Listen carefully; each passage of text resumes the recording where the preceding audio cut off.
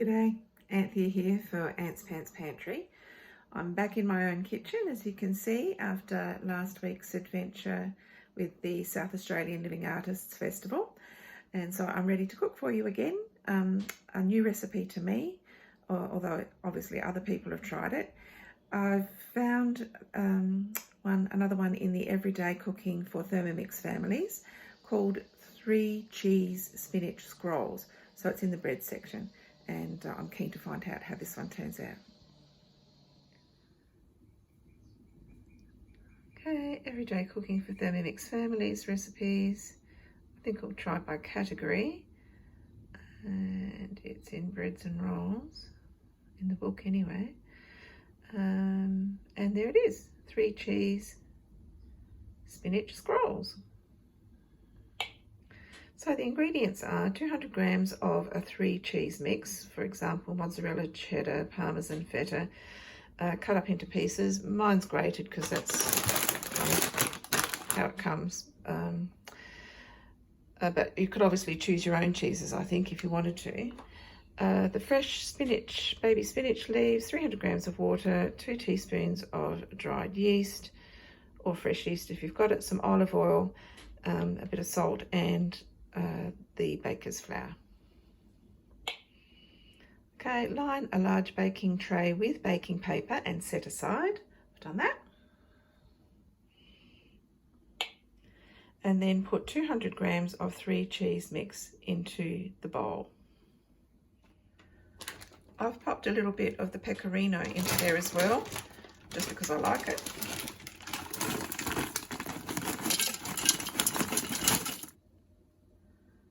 There we are, 200 grams. And now we'll be chopping that up.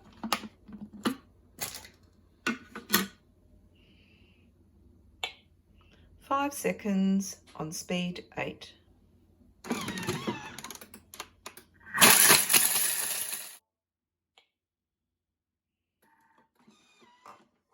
Transfer into a bowl. Lovely. Yeah, it's noisy when you have a really hard cheese in there.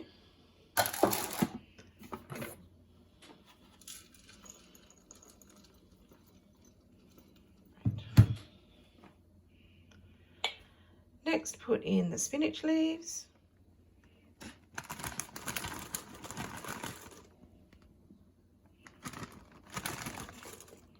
Sorry, just checking the weight. I need 60 grams.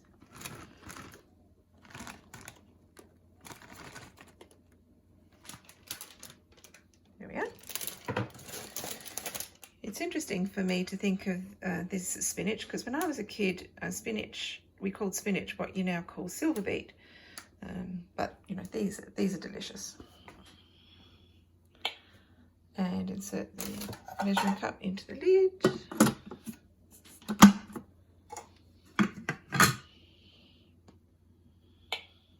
Three seconds on speed 6.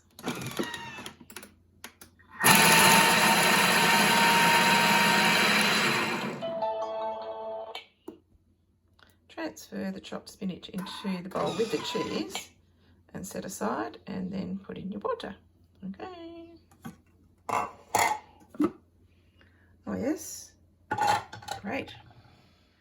Now, interestingly, at this point, the book says to wash and dry the bowl of the Thermomix and then do the next step with the yeast and the flour. And it says in the tips that if you want to leave a bit of the green in the bowl and make the bread dough green, it's a bit of fun to do that. And I noticed the chip doesn't tell you to rinse and dry the bowl.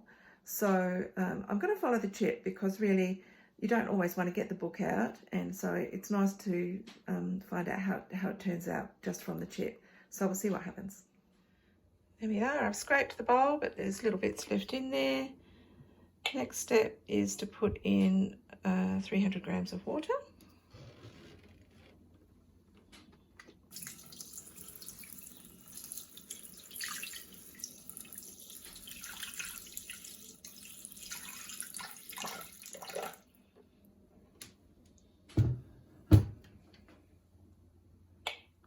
Two teaspoons of dried yeast. Okay. 2. 20 grams of olive oil,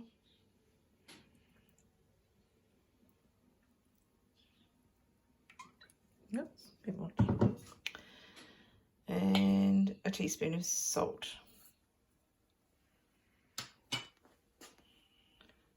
All right, insert the measuring cup into the mixing bowl lid.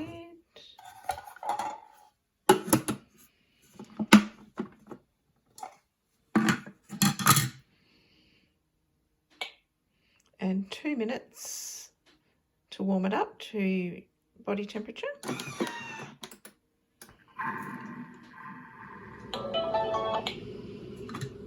And then the 500 grams of baker's flour. Let's have a look at what's happened. Yep, good. Okay, tear that again, and 500 to 520 grams of baker's flour. It's interesting that we're flexible there. I know it seems like a big container of flour, but when you make pizzas and bread, you go through it pretty quickly. So it's kind of 3.5, 4 cups. There we go. We'll see how that goes. Insert the measuring cup into that.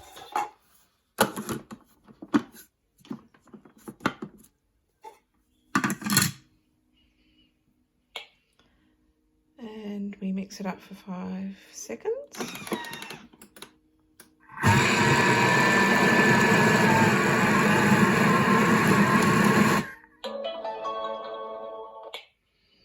And then we knead it. I have to have a look, I'm too curious. Yeah, okay.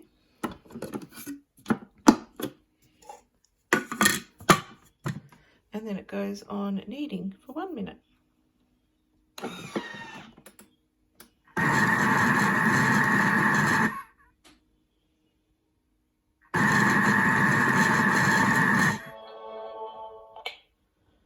Transfer the dough onto a silicone bread mat or floured work surface and work into a ball. Then wrap it in the silicone mat or put it in a ceramic or glass bowl and cover with a kitchen towel. So that lets the yeast prove in the, leave to prove in a warm place until it's doubled in size, approximately 30 minutes. And then we work it. All right, we'll take it out and put it onto the Thermomat. Oops, done that step. There we go. So I've got my Thermomat out. There we go. Now just a reminder, obviously you can do this on any silicone mat, but the Thermomat is good because it's got that mesh inside it, which really helps to retain the warmth. This mixture has been brought up to 37 degrees, so it's body temperature, and the mesh will help that warmth to stay there. In winter, of course, it's always a bit of a challenge to I'm going to have to use two. Oh no, it's coming.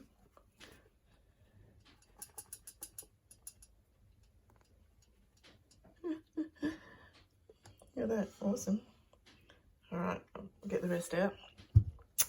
In winter, it can be a challenge keeping the dough at a warm temperature, not hot, but more than cold. And sometimes I have put the oven on and not put it in the oven because that would bake it, but just to warm up the room a bit. So I'm just twisting, I've got the bowl upside down and I'm just twisting that to ease the mixture off the knives. It tends to work a bit, but I will get in there and pull that out and follow the instructions. Make it into a ball, wrap it up in the Thermomat and leave it for half an hour. As you can see, I've got most of it off, just with my fingers.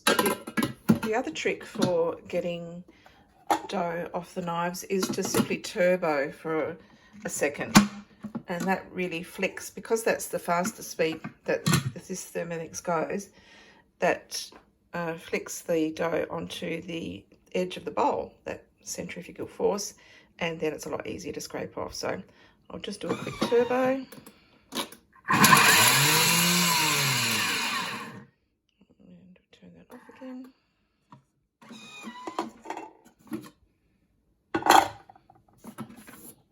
go, all around the edges, so that I can grab that easily now and put it with the rest of the ball I'm going to make. So here we are, just working it into a ball. Looks nice. And wrap it up. Okay, that's been half an hour. Let's have a look.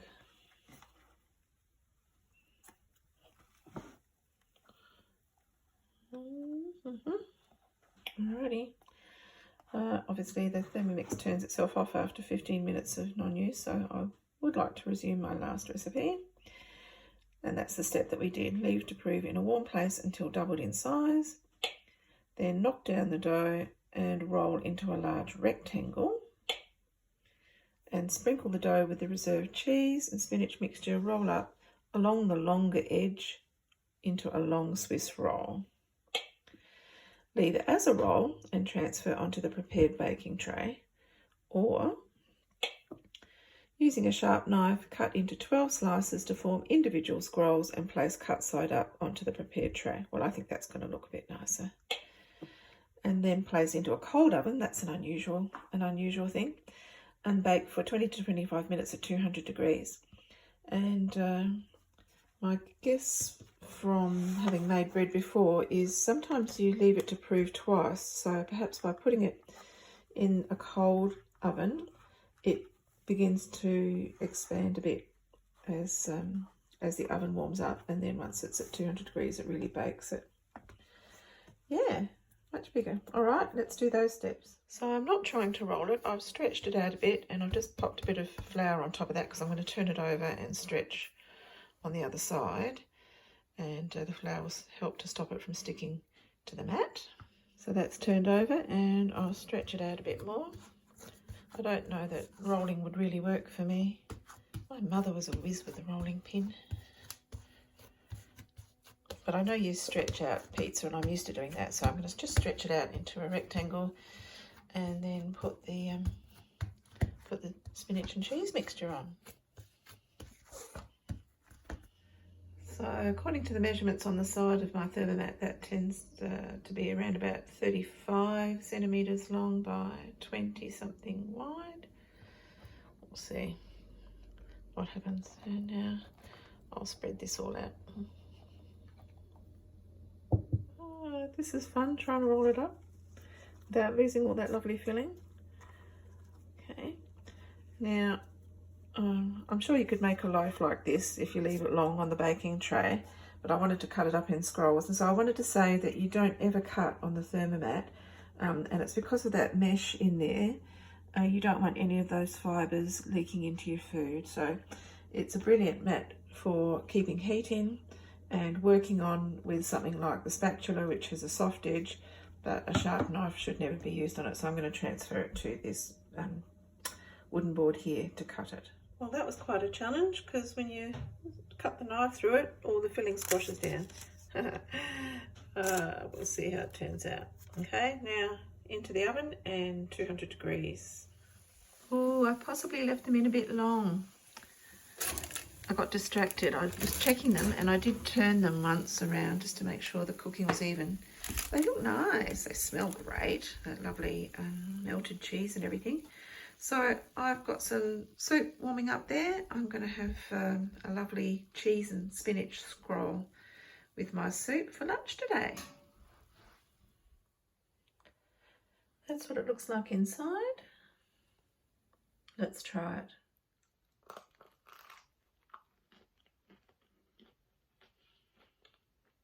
It's good. The bread crisps up nicely. It's really nice. Yeah. So that was worth trying, and thanks for watching.